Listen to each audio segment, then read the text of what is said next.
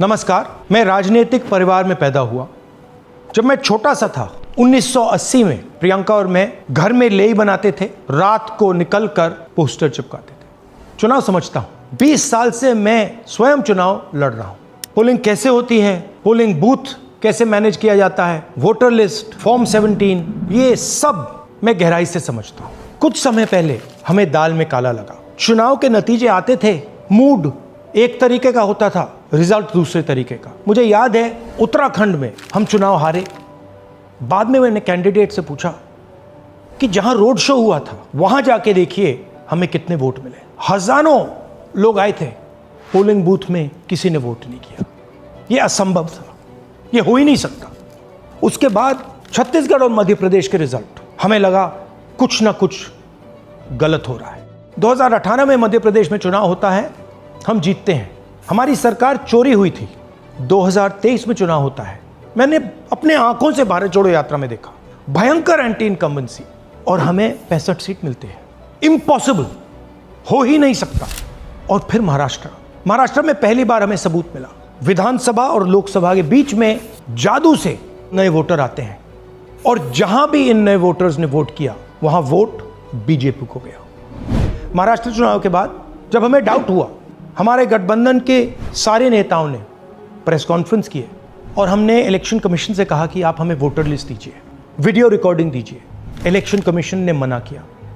ना उन्होंने हमें वोटर लिस्ट दी और ना उन्होंने वीडियो रिकॉर्डिंग दी। डाउट हुआ, क्यों नहीं दे रहे, क्या कारण है? तो हमारे दिमाग में सवाल उठा, क्या इलेक्शन कमीशन बीजेपी की मदद कर रहा है?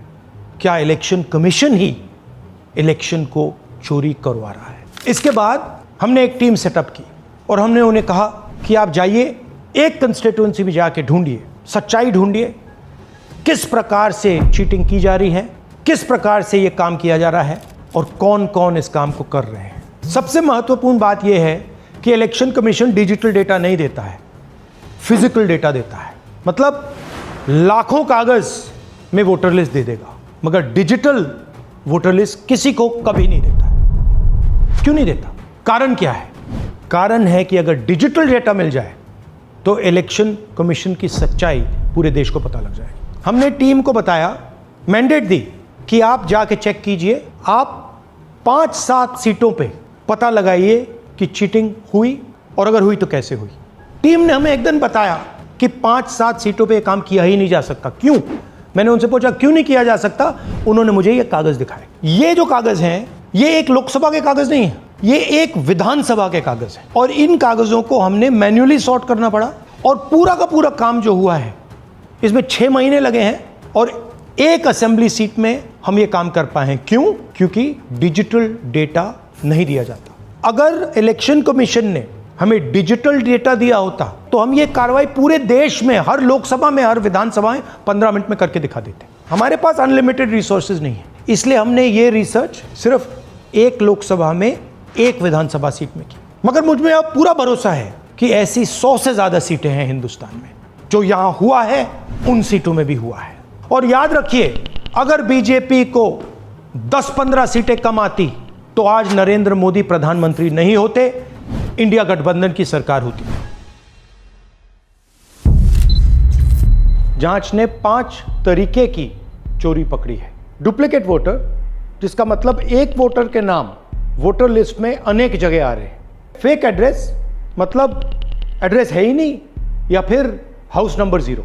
Bulk voter in single address, मतलब एक छोटे से घर में 40, 50, 60 लोग रह रहे हैं। इनवैलिड फोटोज, छोटी सी फोटो है या फिर फोटो ही नहीं है, और वो जो छोटी फोटो है वो दिखती भी नहीं है। कौन है, किसका चेहरा है, नहीं पता लग सकता।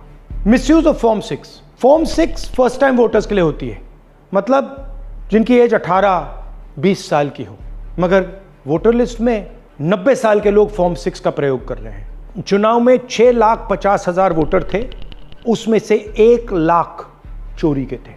अब मैं आपको 5 उदाहरण देता हूं। ये देखिए, गुरकीरत सिंह डांग, इसका नाम 4 अलग अलग बूथों पे आता है।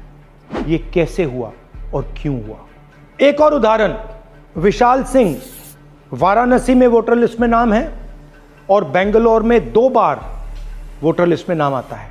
क्या ये वाराणसी में वोट कर रहे हैं या बेंगलोर में वोट कर रहे हैं या दोनों जगह वोट कर रहे हैं? एक और उदाहरण देखिए, हाउस नंबर 0। तो आपने कभी सुना है हाउस नंबर 0? हमने तो नहीं सुना था, मगर बेंगलोर में हजारों हाउस नंबर 0 हैं वोटर लिस्ट पे। हाउस नंबर 35 की कहानी सुनिए। छोटा सा घर है, ज्यादा से ज्यादा 4 लोग रह सकते हैं, मगर इस 35 में 80 लोग वोटर लिस्ट में रजिस्टर्ड है। ये ERO ने कैसे अप्रूव किया, क्यों अप्रूव किया, पता लगाना है। अच्छा, अब ये देखिए वोटर लिस्ट, इनकी फोटो देखिए, या फोटो है ही नहीं या फिर छोटी छोटी फोटो है जो दिख नहीं सकती। इन वोटर आईडीज पे वोट दिया गया है। अब मैं आपको बताता हूं शकुन रानी की कहानी। फर्स्ट टाइम वोटर बनी है, 70 साल की आयु है। एक बार फॉर्म 6 का प्रयोग किया और उसके कुछ ही महीने बाद दूसरी बार फॉर्म 6 का प्रयोग होता है। 2 बार इनका नाम वोटर लिस्ट में आता है और फर्स्ट टाइम वोटर की लिस्ट में आता है। ये फर्स्ट टाइम वोटर हो ही नहीं सकती। तो क्या शकुन रानी जी ने वोट किया या किसी और ने शकुन रानी जी के लिए वोट किया? ये ही छुपाने के लिए CCTV का डेटा हमें नहीं दिया जा रहा है। और ये शकुन रानी जी अकेली नहीं है, ऐसे हजारों लोग हैं जिन्होंने फॉर्म 6 का प्रयोग करके 2-3 बार वोटर लिस्ट में नाम डाला है। हमने पहले इलेक्शन कमीशन से इलेक्ट्रॉनिक वोटर लिस्ट मांगी थी, CCTV फुटेज मांगी थी। उन्होंने अपना काम नहीं किया, हमें नहीं दिया। फिर हमने अपना इन्वेस्टिगेशन कराया, RTI भरे और हमारे पास डेटा आया। भाई और बहनों, सच्चाई यह है कि हिंदुस्तान में इलेक्शन कमीशन और बीजेपी मिलकर इलेक्शन चोरी कर रहे हैं। ये पूरा का पूरा सबूत ब्लैक एंड व्हाइट में आज हमने आपको दिया है। इलेक्शन कमीशन जानता है कि हमने उनकी चोरी पकड़ ली है, इसीलिए SIR आया है। ये SIR जो है इंस्टीट्यूशनलाइज चोरी है। इलेक्शन कमीशन खुलकर बिना डरे बीजेपी के साथ मिलकर चोरी कर रहा है। और ये जो SIR है, इसका लक्ष्य गरीबों का जो हक है, उनका वोट जो है, उनसे चोरी करने का है। मैं आपको एक और बात बताना चाहता हूं। इस पूरी इन्वेस्टिगेशन में हमने वोटर एडिशन को देखा है, मगर जितना एडिशन होता है शायद उससे ज्यादा डिलीशन होता है, सबट्रैक्शन होता है। तो ये सिर्फ एक मेन तरीका हमने पकड़ा है, दूसरे तरीके पे हमने इन्वेस्टिगेशन की ही नहीं है अभी। मैं इलेक्शन कमीशन और इलेक्शन के ऑफिसर्स को साफ कह रहा हूं, आप जो कर रहे हो गलत कर रहे हो, ये ट्रीजन है, देश के खिलाफ है। ये मत भूलिए, टाइम आएगा हम आपको पकड़ेंगे, बचने वाले नहीं हो। It is critical that we expose voter चोरी।